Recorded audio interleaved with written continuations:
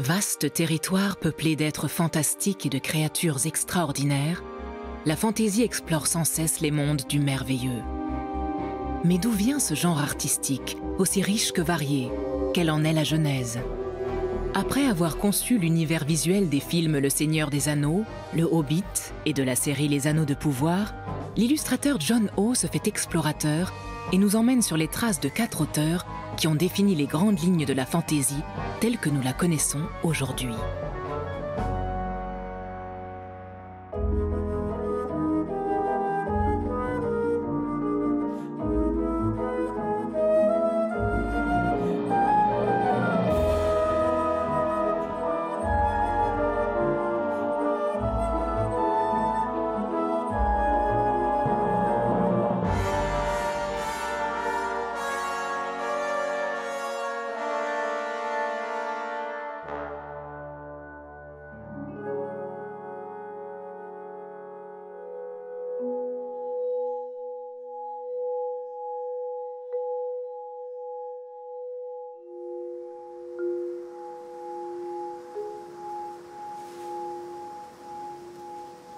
Depuis de nombreuses années, j'explore les contrées de la Terre du Milieu créées par Tolkien dans ses œuvres.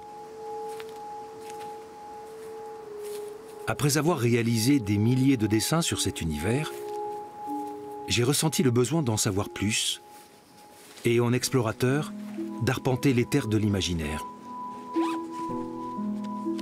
Le monde de la fantaisie est un vaste territoire, traversé par les différents affluents d'un même fleuve. Si nous avons l'impression d'en connaître les origines, il reste néanmoins de nombreuses zones inexplorées. En remontant vers les sources de ce genre littéraire, en découvrant quelques auteurs et leurs œuvres, nous pourrons retrouver ce qui fait l'essence même de ce genre.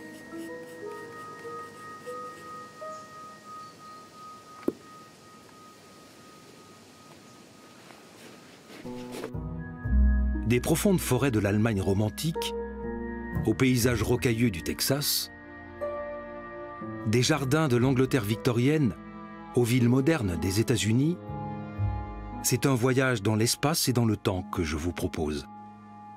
Pour redécouvrir un art évocateur de mondes imaginaires, nous permettant de mieux comprendre et parfois d'accepter le nôtre. Mes pas me mènent d'abord à Steinau, en Allemagne, d'où sont originaires les frères Grimm.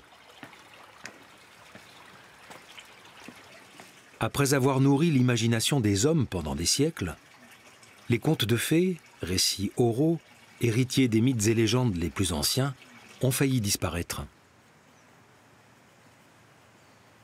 Heureusement, les frères Grimm vont faire passer ceci dans la littérature, créant ainsi des œuvres où le merveilleux allait influencer maints auteurs à venir, à l'image de ce conte paru en 1812 et intitulé « Les deux frères ». 2 frères jumeaux, élevés et instruits par un chasseur qui les avait recueillis enfants, décidèrent de se lancer à l'aventure et pénétrèrent dans la vaste et antique forêt. Poussés par la faim, ils chassèrent des animaux qui leur proposèrent un marché. En échange de leur vie, ils recevraient chacun un de leurs petits. Ils cheminèrent ainsi en compagnie de 2 lièvres, 2 renards, 2 loups, 2 ours et 2 lions à l'épaisse crinière. Cependant arrivèrent les temps difficiles, et afin d'accroître leurs chances, ils décidèrent de se séparer et de suivre chacun leur route avec leurs animaux. Le premier frère arriva alors dans une ville endeuillée. La princesse, fille unique du vieux roi, devait être sacrifiée à un terrible dragon qui menaçait de ravager le royaume. Sans grand espoir, le roi promettait la main de sa fille et la gouvernance à celui qui la délivrerait de cette terrible fatalité. Grâce à ses aptitudes et le concours de ses animaux, le jeune chasseur mit à l'abri la princesse et, à l'issue d'un combat épique, tua l'hydre monstrueuse dont il garda précieusement les 7 langues. Il délivra ensuite la demoiselle. Celle-ci, reconnaissante, offrit son collier de corail aux animaux et au jeune homme un mouchoir, toute heureuse de l'épouser. Exténués, ils s'endormirent côte à côte. Mais le maréchal du roi, envieux, en profita pour tuer le jeune homme d'un coup d'épée. De retour au palais avec la princesse, il revendiqua la victoire sur le monstre et désira que la promesse du roi fût tenue. 1 an et 1 jour plus tard, délai demandé par la princesse, revint en ville le jeune homme, ressuscité par ses compagnons à l'aide d'une plante magique. Convoqué à la cour, il montra les langues et le mouchoir, rétablissant la vérité au grand bonheur de la promise. Le roi condamna le félon et accorda la main de sa fille au jeune homme.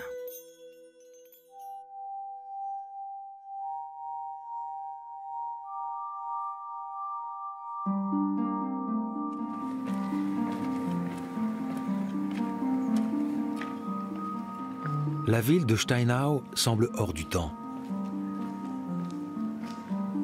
Tout droit sorti d'un conte des frères Grimm. Pour en savoir plus à leur sujet, je me rends dans leur maison natale, où je rencontre Katinka Netzer.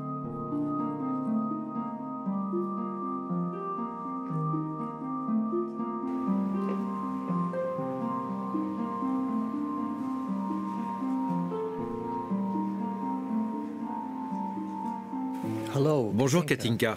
Bonjour John. Heureux de vous rencontrer. Bienvenue en Allemagne et bienvenue à Steinau, dans la maison des frères Grimm.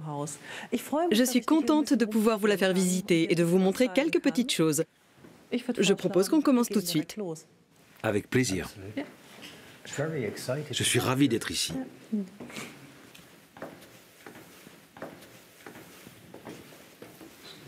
C'est donc là qu'ils vivaient? Absolument.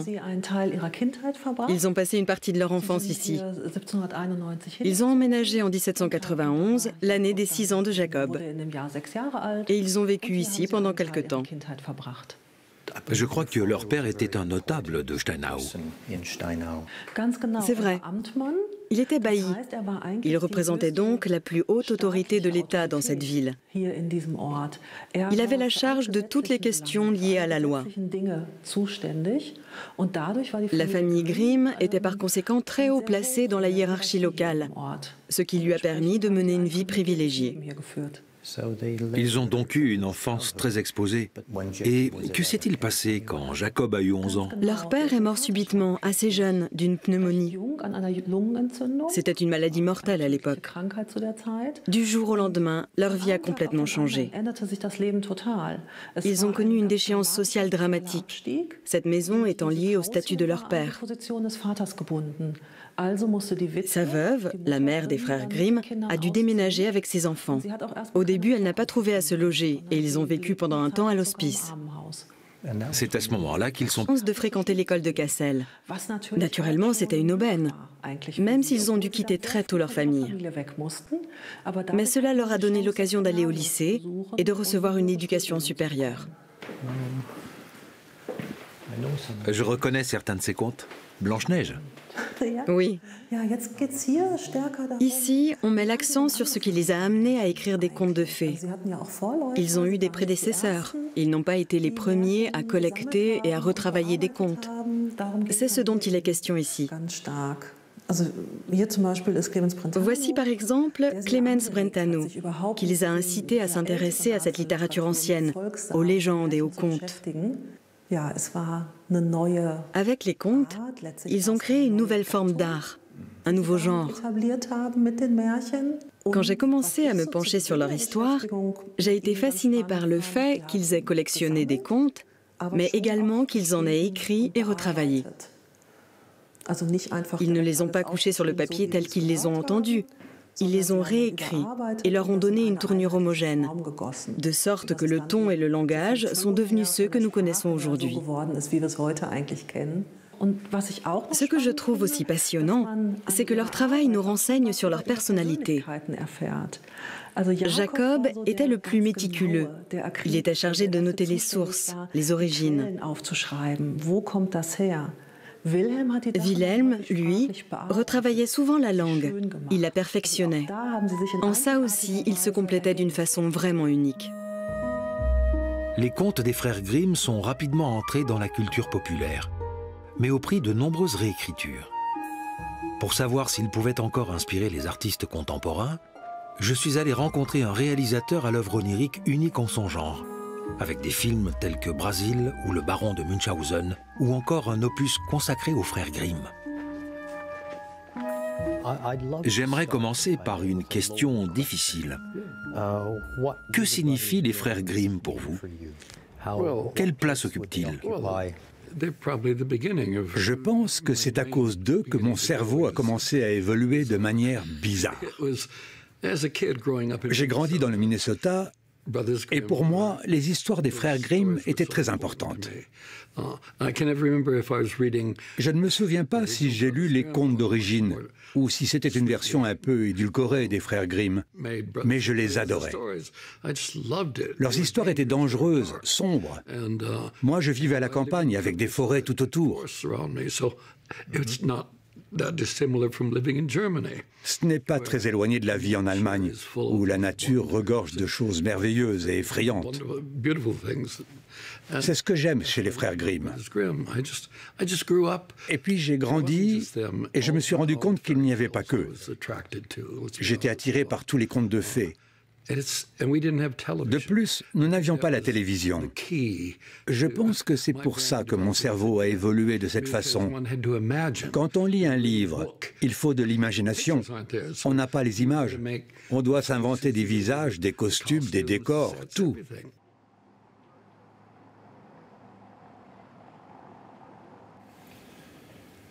Katinka, j'aimerais beaucoup que vous nous expliquiez comment ils ont transformé une tradition orale en un corps littéraire. Eh bien, il faut bien comprendre que les frères Grimm étaient des collectionneurs très minutieux. Ils ont commencé à rassembler leurs premiers contes dès 1806 avec des textes allemands. À partir de cela, ils ont créé leur célèbre conte de l'enfance et du foyer. Comme vous l'avez si bien dit, c'était une tradition orale. Ils ont vraiment voulu élever ces contes et ces légendes populaires, pour dire les choses de façon imagée. Pour ça, ils ont commencé par correspondre avec beaucoup d'autres gens de lettres. Il faisait partie du cercle de Clemens Brentano et Achim von Arnim, qui ont publié un recueil de chants populaires intitulé « Le corps merveilleux de l'enfant ». C'est là qu'ils ont ressenti l'envie de se pencher un peu plus sur le sujet. Ils se sont mis à chercher des légendes traditionnelles et ils disposaient pour cela d'informatrices et d'informateurs. Dans leur entourage, certains connaissaient bon nombre de ces contes, qui provenaient majoritairement de Hesse et de Westphalie, c'est-à-dire de notre région. C'étaient souvent de jeunes femmes, d'un milieu plutôt bourgeois, qui leur rapportaient ce qu'elles avaient entendu de leurs bonnes, de leurs nourrices ou de leurs valets. C'est donc une classe moyenne instruite qui a transmis ces contes aux frères Grimm. Les sources, en revanche, émanaient plutôt des gens du peuple. C'est un musée très axé sur l'art. Chaque génération semble produire sa propre version des frères Grimm, en enlevant ou en ajoutant des éléments. Que pensez-vous de cette transformation permanente? Comme Disney qui crée ses versions édulcorées en les expurgeant beaucoup. Le fait que ces contes trouvent un écho leur permet de rester en vie et d'évoluer. J'imagine que s'ils sont encore parmi nous, c'est parce qu'ils n'ont pas perdu leur véritable intégrité. Ce que j'ai trouvé intéressant quand j'ai travaillé sur mon film, c'est qu'après avoir lu beaucoup de documents sur les deux frères, j'ai découvert qu'ils ont modifié leurs écrits. La première édition de leur livre n'ayant pas eu le succès escompté. Cette version était beaucoup plus académique. Ils avaient réuni les histoires et les racontaient telles quelles. Ça n'a pas marché. Ils ont donc décidé de s'adresser à un public d'enfants de la classe moyenne. C'est drôle parce qu'on accuse tout le temps Walt Disney de tricher et d'adoucir les histoires. Mais les frères Grimm l'ont fait bien avant. C'est vrai.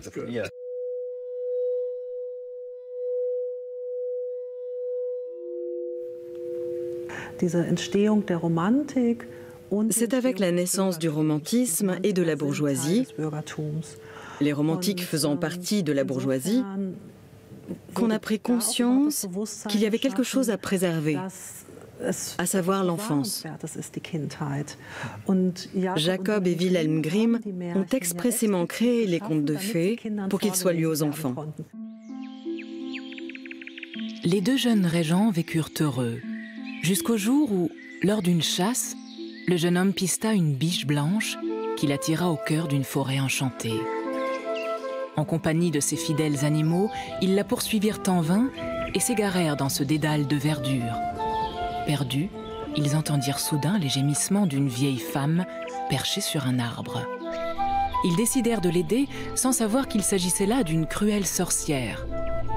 Pour descendre, elle demanda au jeune chasseur de frapper ses animaux d'un coup de baguette. Il s'exécuta pour la rassurer, et aussitôt les animaux se pétrifièrent sous ses yeux.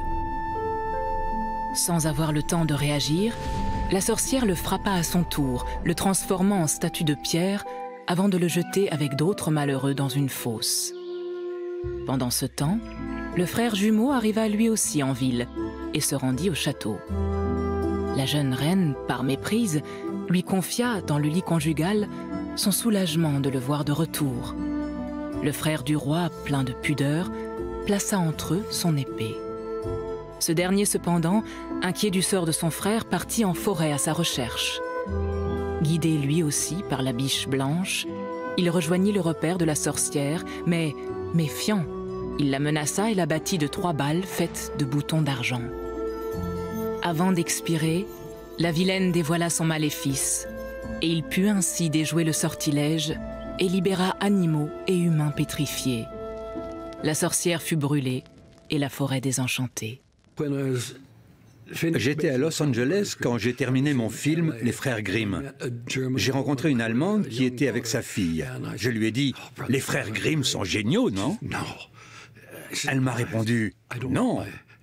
Je lui ai demandé pourquoi et elle m'a dit « Je refuse que ma fille lise ces livres, ils sont effrayants. Je ne veux pas qu'elle ait peur. Moi je trouve que ce sont des livres importants. Ils font peur mais ils ont des fins plutôt heureuses. Ils sont dérangeants et sombres mais porteurs d'espoir. » Leur public a changé. Ceux qui racontaient les contes n'étaient pas ceux qui allaient les lire à leurs enfants. Ils ont donc dû être transformés pour devenir un peu plus supportables. Malgré ça, certains nous semblent encore assez cruels. C'est justement ça qui stimule l'imagination. Être troublé, mal à l'aise, triste, permet de survivre et de grandir. On dirait que dans notre monde moderne, on n'a pas envie que les gens soient exposés à ça. Comme cette femme qui ne voulait pas que sa fille lise ses contes. C'était il y a 20 ans. Il me semble que c'est notre travail de secouer un peu les gens et de les amener à reconsidérer le monde dans lequel on vit. Et ce serait le cas s'ils relisaient les contes des frères Grimm. Je crois que beaucoup trouveraient ça difficile parce que ce sont des histoires brutes, dérangeantes et violentes. C'était la fin du monde, voilà tout. Aujourd'hui, on a différents genres de littérature. La littérature pour adultes, la littérature jeunesse, qui est un genre reconnu. Les deux frères ont-ils été parmi les premiers à inventer la littérature jeunesse ? Oui, et en même temps, les deux genres n'étaient pas encore si séparés que ça. Le recueil s'intitule « Contes de l'enfance et du foyer ». C'est donc les deux à la fois. Il a été pensé comme un livre pour la famille. Toute la famille peut s'y intéresser et le lire aux enfants. Les adultes aussi l'apprécient. Et il comporte un certain nombre de passages plutôt cruels qui n'ont été supprimés que plus tard dans la version moderne des contes. Ce n'est pas un monde angélique, il est sombre et sinueux. Et à mes yeux, c'est ce qui a toujours importé. Il y a des sorcières, des géants, des trolls, plein de créatures qui nous attendent à mesure que nous grandissons. Ils ne ressemblent peut-être pas aux personnages décrits dans les frères Grimm, mais ils sont bien là.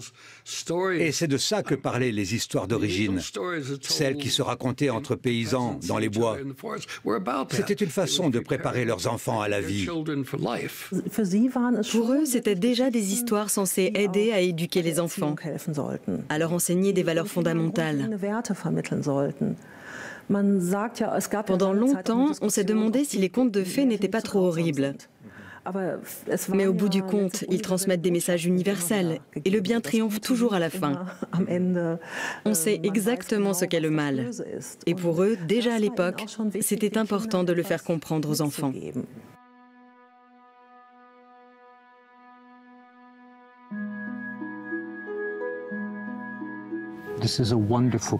C'est un très bel endroit pour évoquer l'intérêt des frères Grimm pour le Moyen-Âge. Ce château a été construit de leur vivant. C'était donc déjà un faux château médiéval. On a tendance à se dire que le Moyen-Âge renferme une certaine vérité. Comment les frères Grimm voyaient-ils cette période, à votre avis ? Je crois qu'ils voyaient le Moyen-Âge comme le voyaient beaucoup de romantiques. C'était une sorte de refuge, peut-être aussi une époque inspirant la nostalgie. C'était une ère de soi-disant clarté et de pureté. Comme beaucoup de leurs contemporains, les frères Grimm considéraient que la langue allemande y existait encore dans toute sa pureté. Ils se sont donc penchés sur la littérature du moyen haut allemand, sur les légendes, la mythologie. Leur idée était de trouver ainsi l'essence même de l'allemand. La fantaisie essaie de faire un peu pareil. Le Moyen-Âge est l'époque où on trouve les origines de pratiquement tout ce qu'on cherche. En particulier si on s'efforce de construire un monde.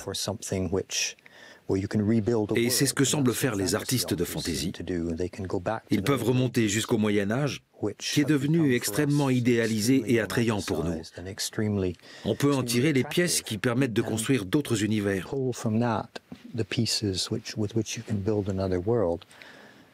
C'est fascinant de constater que les frères Grimm, avec une optique très différente, ont tenté de revenir en arrière pour remonter aux origines d'une langue, pour retrouver un esprit, une nation, une âme.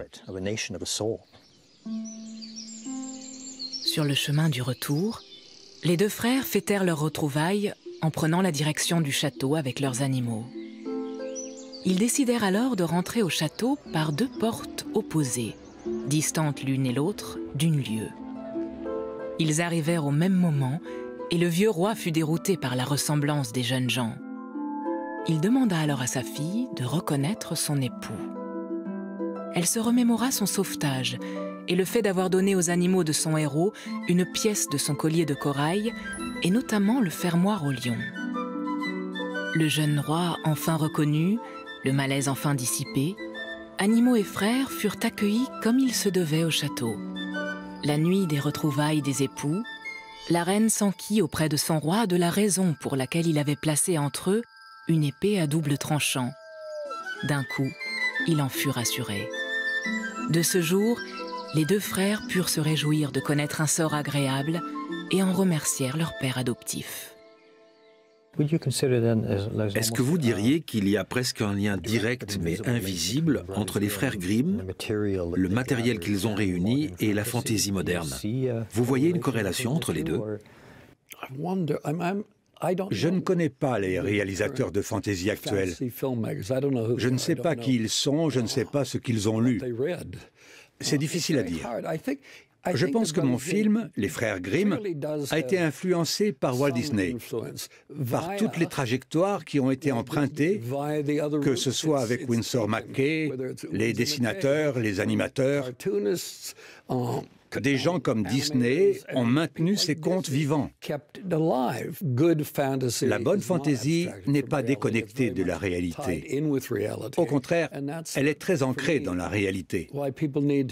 Et à mes yeux, c'est pour cela qu'on doit développer son imagination, pour être capable de changer les choses qui ne vont pas dans notre vie, pour trouver d'autres perspectives au lieu de ne considérer que les faits, comme le font la plupart des gens.